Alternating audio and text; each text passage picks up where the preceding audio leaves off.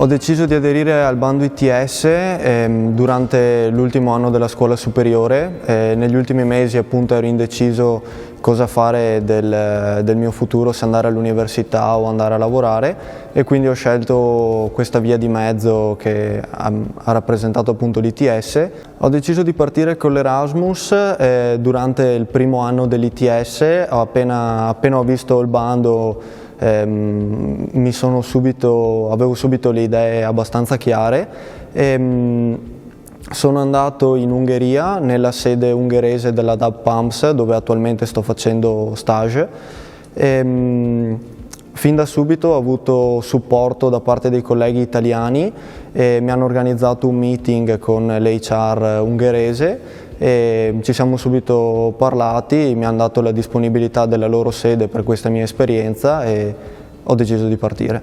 Lavorativamente parlando, sia nella sede italiana nel periodo di stage che nella sede ungherese, mi sono occupato della manutenzione delle varie linee automatizzate e mi sono integrato con il team dei manutentori dell'azienda e collaboravamo insieme nel caso di guasti o di problemi tecnici.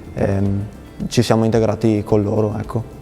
Nel weekend abbiamo avuto modo di visitare parecchie cittadine della zona. Siamo andati a Budapest un paio di volte e anche sul lago Balaton, che è il lago lì in Ungheria. Sono molto contento di aver fatto questa esperienza, soprattutto per quanto riguarda l'età di noi partecipanti, perché fare un'esperienza del genere all'estero in una sede di un'azienda a un'età di 19-20 anni è molto formativo, soprattutto dal punto di vista anche personale, dove ci si porta a casa tanto e si cresce parecchio, si acquisisce un'autonomia che non avrei acquisito se non avessi partecipato. Penso che resterò nell'ambito della manutenzione e dell'installazione di impianti industriali, perché è un settore che appunto in questi 2 anni mi ha affascinato molto e voglio continuare su questa strada.